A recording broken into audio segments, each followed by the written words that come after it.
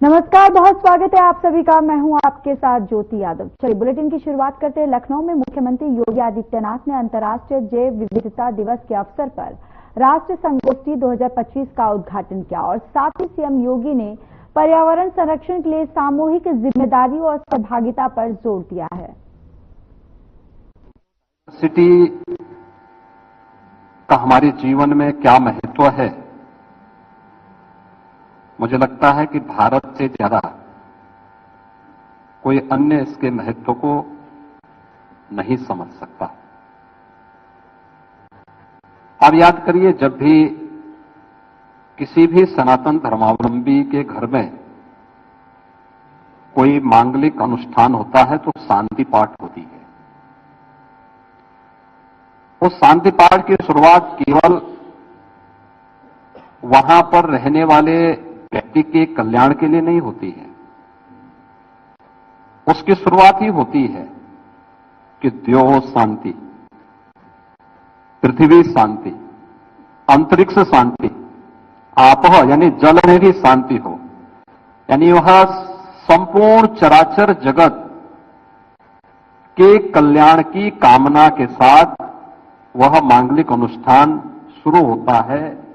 और यह कहां से आया? यह देश के उस महत्वपूर्ण सूत्र से निकला हुआ है जो हमारे वैदिक ऋषियों ने इस सृष्टि के संरक्षण के लिए हम सबसे एक आश्वस्ति चाहिए थी। यानी वैदिक ऋषि किस बात का आश्वासन हमें चाहता है? इस बात का आश्वासन चाहता है कि अगर मनुष्य को बने रहना है तो याद रखना, हमें इस चराचर जगत के बारे में सोचना पड़ेगा। केवल मनुष्य के बारे में नहीं, केवल जीवों के बारे में नहीं, केवल जंतुओं के बारे में नहीं, हमें उसकी उस पूरी विविधता के बारे में जिस पर जीवन चक्र आधारित है, इन सब के बारे में सोचना पड़ेगा। और इसीलिए तो अथर्ववेद ने कहा है कि धरती हमारी माता है, हम सब इसके पुत्र हैं। तो एक पुत्र के नाते हम अपनी जिम्मेदारियों का निर्वहन कितना कर पा रहे हैं, यह आज एक प्रश्न हम सबके सामने है। और इसीलिए दुनिया के मंचों में 1992 में इस पे चर्चा प्रारंभ हुई होगी। प्रधानमंत्री मोदी जी ने दुनिया को इस बात के लिए आश्वस्त किया कि 2070 तक भारत नेट जीरो के लक्ष्य को प्राप्त करेगा। लेकिन इस लक्ष्य को प्राप्त करने का काम केवल सरकार के स्तर पर नहीं, बल्कि हम सबके सामूहिक प्रयास से जब एक कार्यक्रम आगे बढ़ेंगे तो इसके परिणाम हमारे सामने देखने को मिलेंगे। खासतौर पर आप देखते होंगे इन सभी बातों को लेकर के मैं इस बात को मानता हूं कि जो व्यक्ति प्रकृति के जितने अधिक नजदीक रहेगा वह उतना ही अपने को स्वस्थ महसूस करेगा। और आज इसके बहुत सारे अच्छे प्रयास हमारे स्तर पर हो सकते हैं। कैसे हम इन कार्यक्रमों को आगे बढ़ा सकते हैं, और इन कार्यक्रमों को लेकर के ही उत्तर प्रदेश का जो हमारा बायोडायवर्सिटी बोर्ड है, उसने भी इन चीजों को लेकर के एक नए अभियान को आगे बढ़ाने के कार्यक्रम को, जिसे लेकर के आज नेशनल सेमिनार भी यहां पर आयोजित किया गया है, जिसका विजन ही इस बात को लेकर के है कि हम लोग इस अवसर पर एक harmony with nature and sustainable development, यानी प्रकृति और सतत विकास में समन्वय, एक सामंजस्य कैसे हम बना सकें। आप देख रहे होंगे, यानी हमें प्रकृति के साथ, पर्यावरण केवल मनुष्य नहीं है, जीव नहीं है, जीव जंतु और वहां की भौगोलिक और स्थानीय पारिस्थितिकी, इन सबको मिलाकर के जो एक उस वहां की जो एक वातावरण बनता है वो अपने आप में पर्यावरण कहलाता है। यानी प्रकृति और पुरुष का एक समन्वित जो रूप है वही पर्यावरण है। लेकिन उसमें समन्वय बनाने का काम किस रूप में हो सकता है? आज हम लोग देखते हैं हर कार्य के लिए हम लोग सरकार पर निर्भर होते हैं। आप याद करिए, पहले प्राचीन समय में हम लोग इस बात को देखते थे हर गांव में, और ये राजस्व संहिता का हिस्सा भी होता था। हर गांव में खलिहान की भूमि होती थी, लोग खेतों में आग नहीं लगाते थे। यानी फसल कटने के बाद पराली का व्यवस्थित प्रबंधन किस रूप में होता था, ये हम सबके संज्ञान में है। हम सब जानते हैं प्राचीन, यानी आज से कम 35-40 वर्ष पहले लोग इस बात को लेकर के बहुत आग्रही हुआ करते थे। गांव में खाद का गड्ढा भी एक होता था जिसकी नौयत चेंज नहीं होती थी। खाद का गड्ढा है और खाद का गड्ढा है। गांव का जितना भी सॉलिड वेस्ट होता था उसको लोग वहां खाद के गड्ढे में डालते थे, और फिर साल भर में जब कंपोस्ट होता था फिर उसको वहां से निकाल करके अपने खेतों में उसको डाल देते थे। कंपोस्ट के रूप में गांव के अपने खेत में किसान उसका उपयोग करता था, गांव के लोग अपने खेतों में करते थे। अगली बार के लिए गड्ढा तैयार हो जाता था। हर गांव में तालाब होता था। तालाब में गांव की नालियों का पानी नहीं जाता था।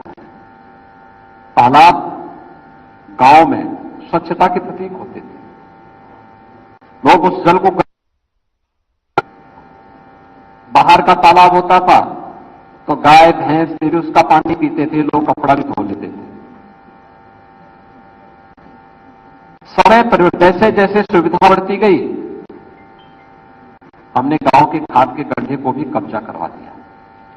खलिहान की भूमि पे कब्जा हो गया, गौचर भूमि पे भी कब्जा हो गया, और गांव के तालाब को हम लोगों ने गांव के ड्रेनेज को उड़ेलने का एक माध्यम बना दिया। इसने नई नई बीमारियां भी दी, तमाम प्रकार की नई बीमारियां। इंसेफ्लाइटिस वहीं से शुरू होता है। मच्छर होंगे तो उस मच्छर से मलेरिया भी फैलेगा, उस मच्छर से तमाम प्रकार की अन्य बीमारियां भी उसके माध्यम से फैलेंगी। यानी स्वयं मनुष्य के द्वारा अपने स्वयं के स्वार्थ के लिए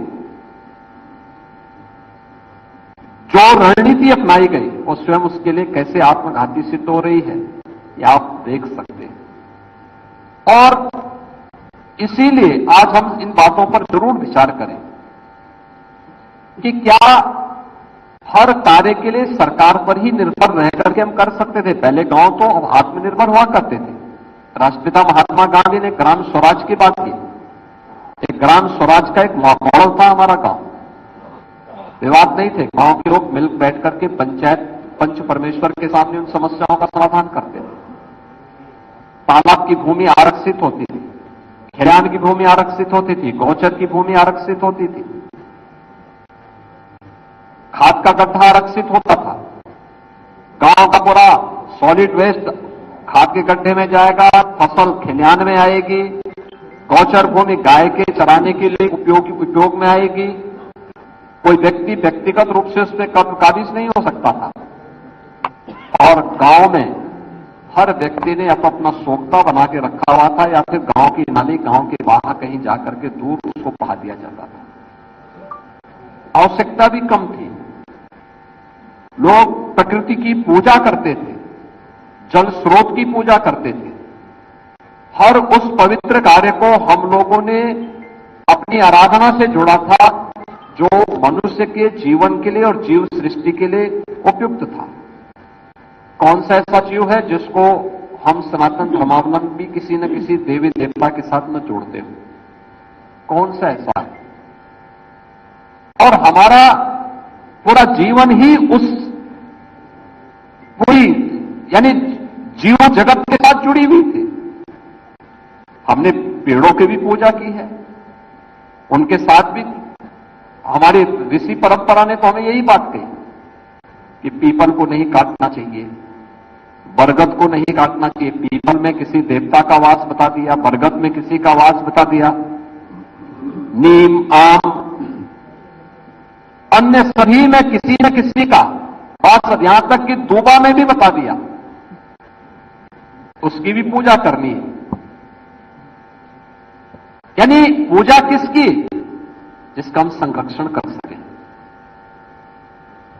यह भी बता दिया कि पहला जो ग्रास है वो गाय का होगा, अंतिम ग्रास होगा कुत्ते का। मुझे बचपन की याद है, अगर घर में कभी बरसात के समय चींटियां निकलती थी तो घर के बड़े बुजुर्ग क्या कहते थे कि देखो चीनी और आटा मिलाकर के इसमें डाल दो, ये अपने आप चली जाएंगी। और हम आश्चर्य करते थे, जैसे ही चीनी और आटा थोड़ा सा वहां गिरा दिया, वे कुछ देर में सब गायब हो जाती थी, फैलती नहीं थी। आज अगर आप देखेंगे कहीं चींटी निकल गई तो लोग लेके आएंगे, कोई स्प्रे कर देंगे, उसको मार डालेंगे। पहले मारते नहीं थे, थोड़ा सा आटा और चीनी मिलाकर के वहां डाल देते थे, वो यानी कुछ ही मिनटों में सब उसको खा करके लेकर के गायब हो जाते थे।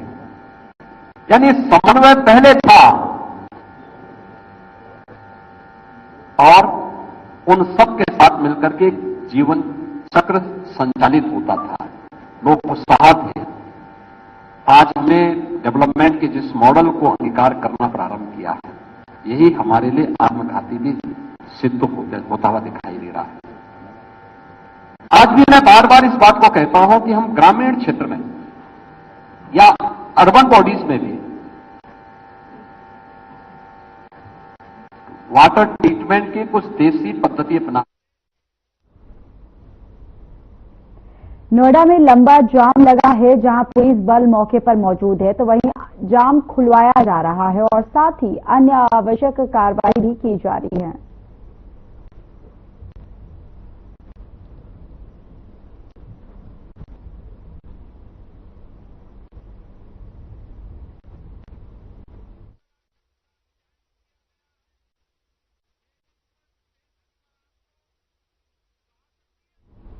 ऑपरेशन सिंदूर के बाद पीएम नरेंद्र मोदी भारत पाकिस्तान की सरहद पर स्थित बीकानेर पहुंचे, जहां उन्होंने जग प्रसिद्ध देशनोक स्थित श्री करणी माता मंदिर में दर्शन किए।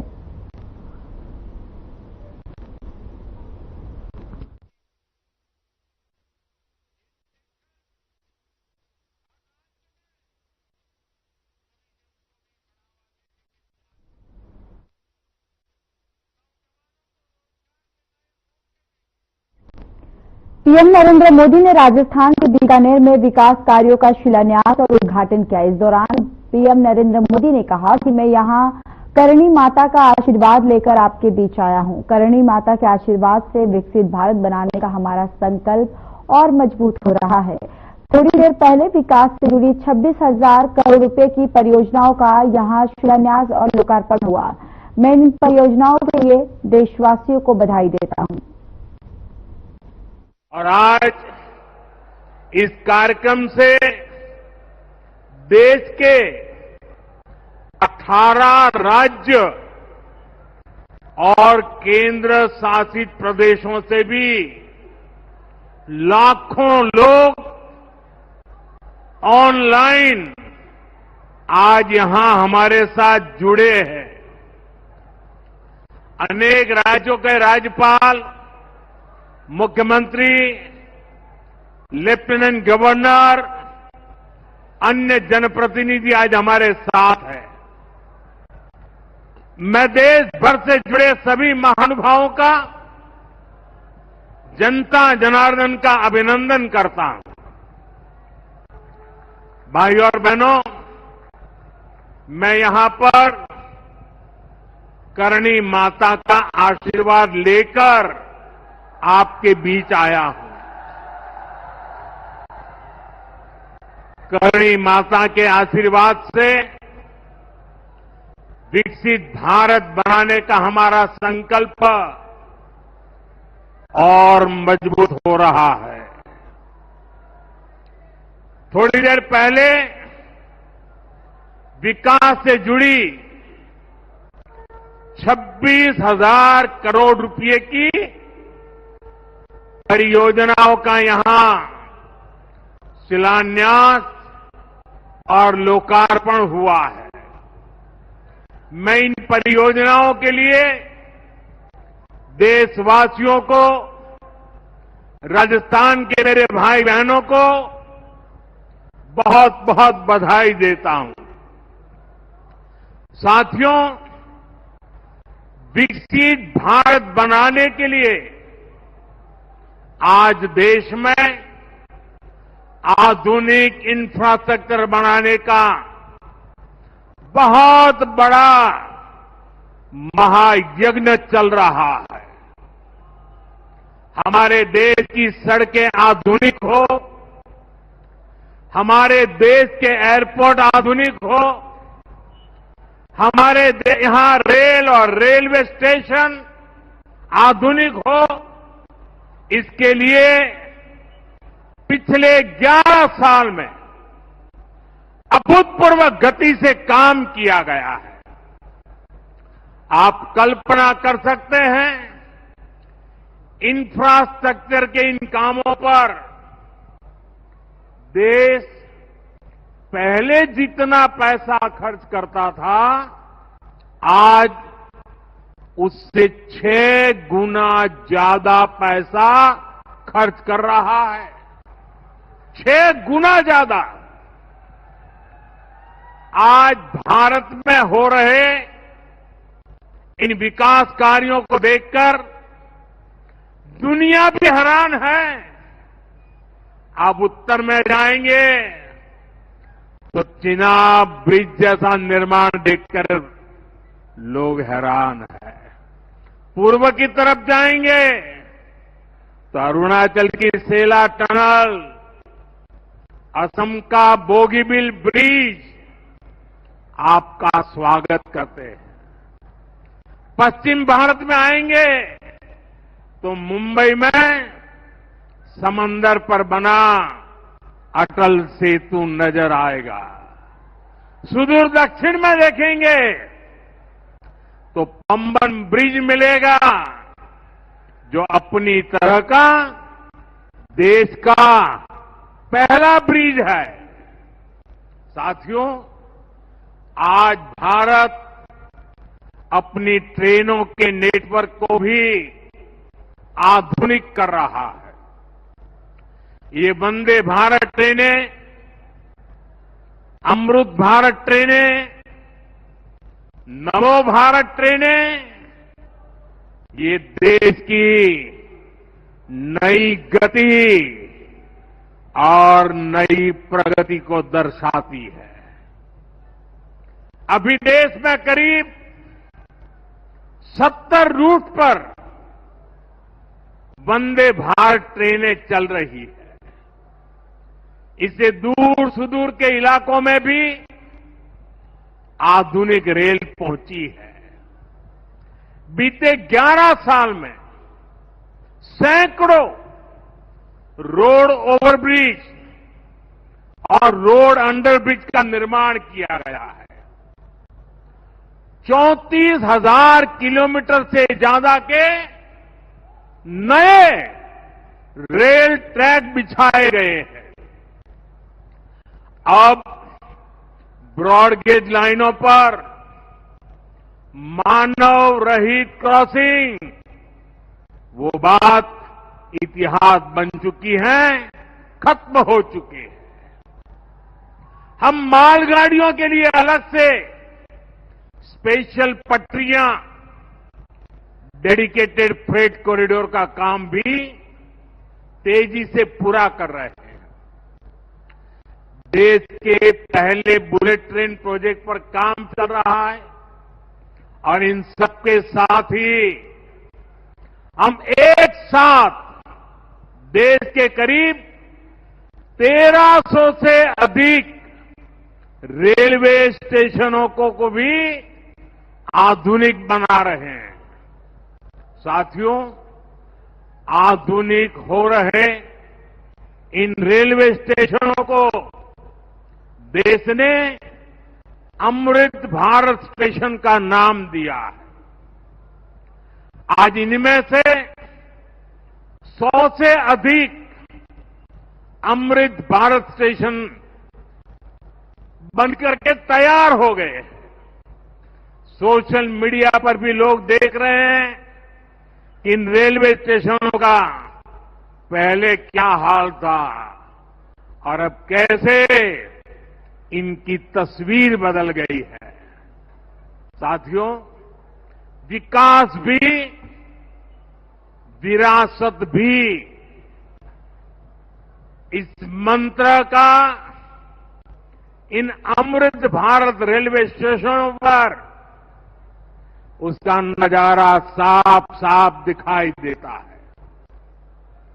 ये स्थानीय कला और संस्कृति के भी नए प्रतीक है। जैसे राजस्थान के मांडलगढ़ रेलवे स्टेशन पर महान राजस्थानी कला संस्कृति के दर्शन होंगी। बिहार के थावे स्टेशन पर मां थावे वाली के पावन मंदिर और मधुबनी चित्रकला को दर्शाया गया है। मध्य प्रदेश के ओरछा रेलवे स्टेशन पर आपको भगवान राम के आभा का एहसास होगा। श्रीरंगम स्टेशन का डिजाइन भगवान श्री रंगनाथ स्वामी जी के मंदिर से प्रेरित है। गुजरात का डाकोर स्टेशन रणछोड़राय जी से प्रेरित है। तिरुवन्नामलई स्टेशन द्राविड़ वास्तुकला के अनुसार डिजाइन किया गया है। बेगमपट स्टेशन पर आपको काकतीय साम्राज्य के समय का आर्किटेक्चर देखने को मिलेगा। यानी हर अमृत स्टेशन पर आपको भारत की हजारों साल पुरानी विरासत के दर्शन भी होंगे।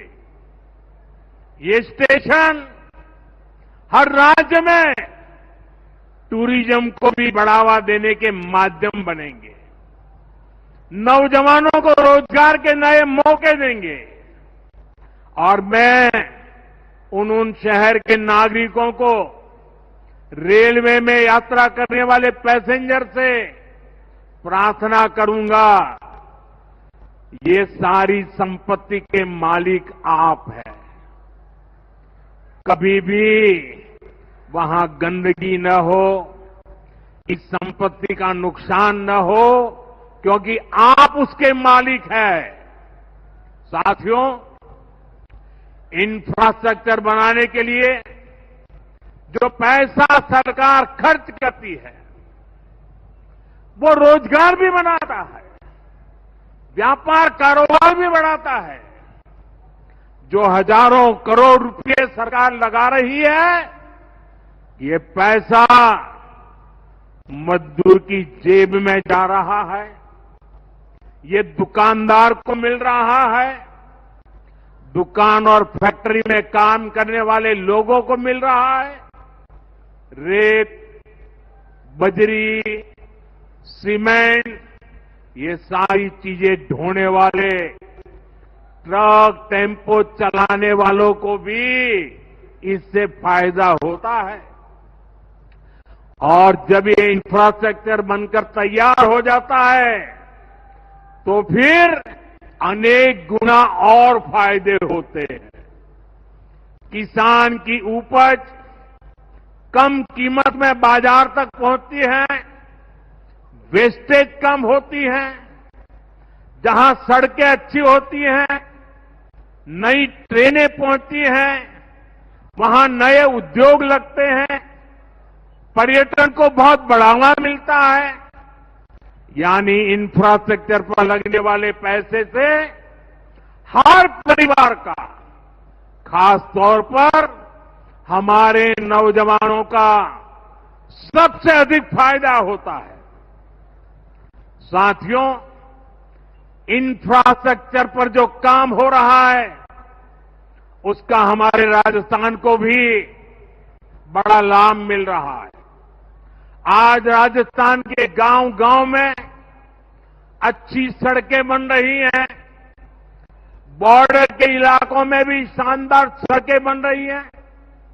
इसके लिए बीते 11 साल में अकेले राजस्थान में करीब करीब 70,000 करोड़ रुपए खर्च किए गए हैं।